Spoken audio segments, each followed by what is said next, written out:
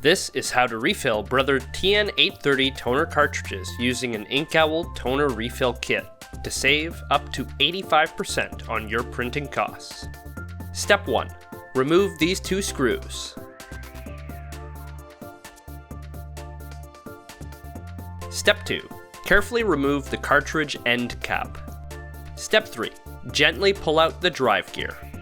Step 4. There is a small foam bushing located underneath the drive gear, which is essential to keeping the cartridge sealed.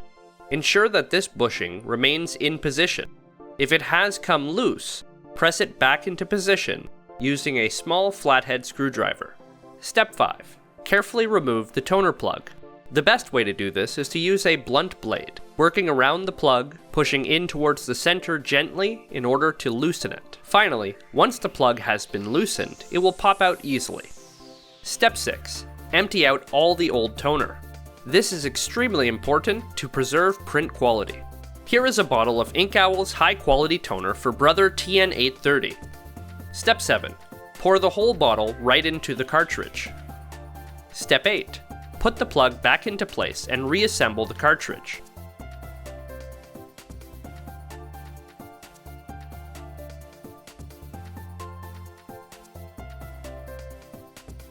The displayed toner level is stored in memory on the cartridge's chip.